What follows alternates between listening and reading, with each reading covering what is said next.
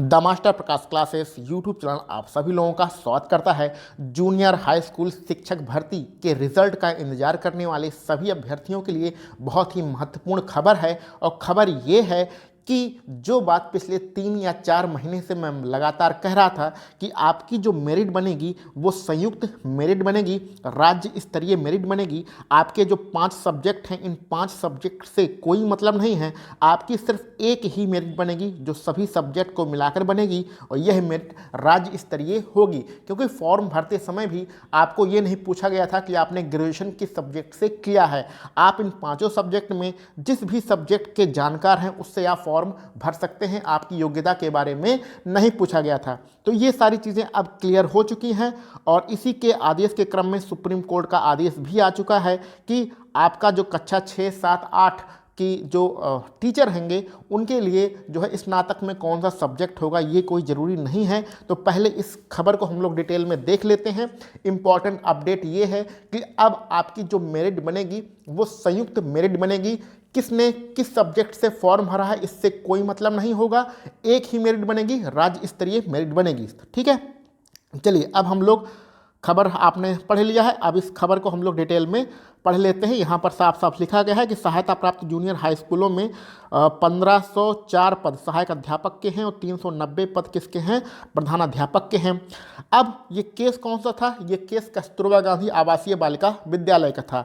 यहाँ पर साफ साफ लिखा गया है कस्तूरबा गांधी आवासीय बालिका विद्यालयों में पढ़ाने के लिए शिक्षकों के स्नातक स्तर पर विषय की बाध्यता को हाईकोर्ट ने 21 दिसंबर के आदेश के में रद्द कर दिया है। इसका फायदा सहायता प्राप्त जूनियर हाई स्कूलों की भर्ती में होगा। राज्य सरकार ने कक्षा 6 से 8 तक के एडेड जूनियर हाई स्कूलों में भर्ती के लिए विज्ञान, गणित, सामाजिक विज्ञान और भाषा में 3 सब्जेक्ट थे, हिंदी, अंग्रेजी, संस्कृत के लिए लिखित परीक्षा के लिए अलग अलग जो है पेपर लिए थे, प्रत्येक विषय के लिए अलग अलग पेपर लिया था।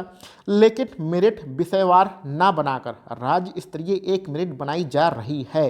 ध्यान से इस क्रम को पढ़िएगा कि राज्य स्तरीय मेरिट बनाई जा रही है। ऐसे में बेसिक शिक्षा विभाग के अधिकारियों को विषयवार अलग अलग मेरिट नहीं निकालने पर विवाद की आशंका थी, लेकिन कस्तूरबा विद्यालयों के मामले में हाईकोर्ट का यह मानना है कि 29 जुलाई 2011 को कक्षा 6, 7, 8 तक के शिक्षकों की नियुक्ति की तय की गई राष्ट्रीय अध्यापक शिक्षा परिषद एनसीटी के आधिकारिक राज्य अधिसूचना राज्य सरकार पर बाध्यकारी नहीं है। ठीक है, तो कुल मिला के पूरे डिटेल में जाने की आवश्यकता नहीं है। कुल मिला के आपको यही पढ़ना है कि अब आपके सुप्रीम कोर्ट का भी आदेश हो गया है। उससे पहले भी आपका जो राज्य सरकार थी वो विषयवार मेरिट न बनाकर संयुक्त मेरिट ही बना रही थी, लेकिन अब आपको कोई विवाद भी नहीं होगा। अगर विषयवार मेरिट नहीं बनती है तो बहुत से लोग हाई कोर्ट जाने की तैयारी कर रहे थे, तो अब वो हाई कोर्ट भी नहीं जा सकते हैं।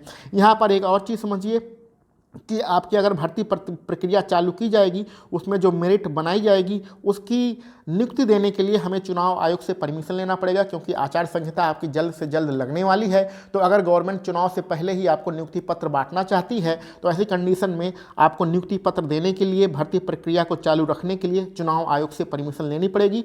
और क्योंकि ये भर्ती पुरानी है, पहले से ही चल रही है, इसलिए चुनाव आयोग आपको परमिशन दे देगा, कोई इसमें दिक्कत की बात नहीं है। और यहाँ पर भर्ती प्रक्रिया जल्द से जल्द पूरा किया जाए, इसके लिए बहुत सारे अभ्यर्थी यहाँ विधानसभा का घेराव कर रहे हैं, प्रदर्शन कर रहे हैं, लेकिन अब उनको टेंशन लेने की ज़रूरत नहीं है। सारी दिक्कतें दूर हो चुकी हैं। जो मेन प्रॉब्लम था, टेक्निकल जो दिक्कत थी कि मेरिट विषयवार बनाई जाए अथवा अलग अलग विषय की मेरिट बनाई जाए, तो इससे सारी दिक्कतें खत्म हो गई हैं। राज्य स्तरीय एक ही मेरिट लिस्ट बनाई जाएगी। आप हिंदी के हैं, अंग्रेजी के हैं, संस्कृत के हैं, सामाजिक विषय के हैं या गणित विज्ञान विषय के हैं, इससे कोई मतलब नहीं है।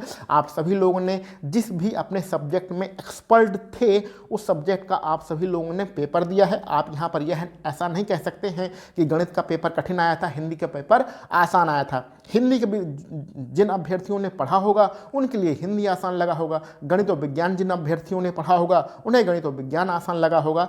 तो फॉर्म भरते समय भी आपसे यह नहीं पूछा गया था कि आपके लिए कौन सा विषय आसान है, कौन सा विषय कठिन है। जिस भी विषय की आपकी जानकारी हो उस विषय में आप फॉर्म भर दीजिए, यही नोटिफिकेशन में भी लिखा था। उस नोटिफिकेशन नोटिफिकेशन से भी यही लग रहा था कि आपकी जो मेरिट बनेगी वो विषयवार मेरिट बनेगी। और इसी बात को पिछले 4 या 5 महीने से मैं लगातार कह रहा था कि एक ही मेरिट बनेगी, कॉमन मेरिट लिस्ट जारी की जाएगी राज्य सरकार के द्वारा। और इसमें बहुत सारे लोग कमेंट करते थे कि ऐसा नहीं होगा, ऐसा नहीं होगा, लेकिन अब वो बात बिल्कुल सत्य हो चुकी है कि आपकी कॉमन मेरिट बनेगी। इसके बारे में आपका क्या विचार है, आपकी क्या राय है, इसको कमेंट बॉक्स में ज़रूर लिखिएगा। जो भी आपके प्रश्न हो, जो भी अगर आपके पास कोई डाउट हो तो उसको आप कमेंट बॉक्स में पूछिएगा, उसका आंसर दिया जाएगा। चलिए मिलते हैं हम लोग अपने अगले किसी वीडियो लेक्चर में। आप सभी लोगों को वीडियो देखने के लिए बहुत बहुत धन्यवाद।